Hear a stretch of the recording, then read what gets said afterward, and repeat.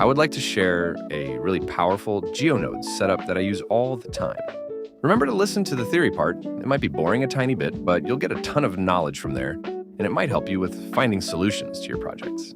So let's say we have 3 objects.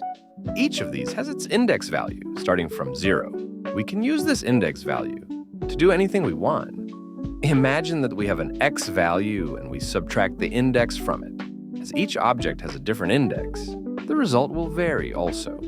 By changing the x, we get different outcomes. The trick is to clamp the result between 0 and 1, and we can use it for further action. Instead of manipulating the x ourselves, we will use a mix node that has this handy slider between 0 and the number of objects. But what if we wanted to create something like this? There's not only one object in action. We could divide the index by some amount, but let's see first how it would work. If we divide the index by 2, our actions will already stop when x hits 2, not 3. We don't want that. Now let's play with 3 of them at once. It gets even weirder. Now it stops at 1.67. The mix node is not between 0 and the number of objects anymore. So we need to create a formula that will calculate the second value for us. You can see on the screen a detailed explanation if you really want to, but in simple words. We start with number of objects to know how far we need to go.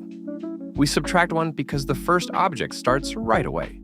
We add objects at once to make sure we account for the overlap.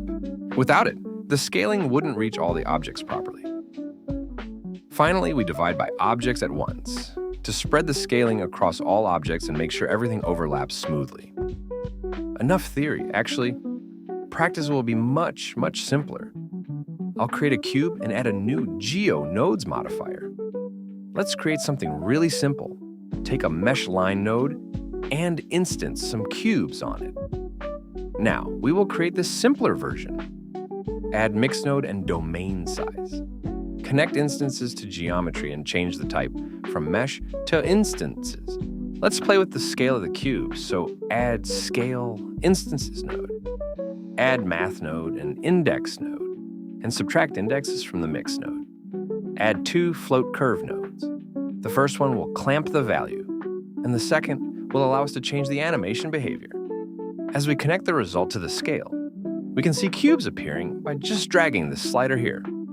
I'll grab the input node so we can change this externally. Now let's improve this and just follow the formula we created earlier. We will subtract 1 from our at once value. Add number of objects and divide it by at once. And do the same to the index node. And it's working. This second float curve allows us to change the behavior. I want an overshoot effect, so I'll just bend the curve like this. The nice thing about this setup is that we can stack these animations. For example here, I added also position and rotation. But there's one thing that we might want to change. It's the order of the instances. Luckily, Blender added this sort elements node. It allows us to overwrite the initial index integers with this sort wait socket. Let me show you an example.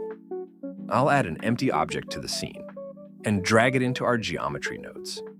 Remember to set its position to relative.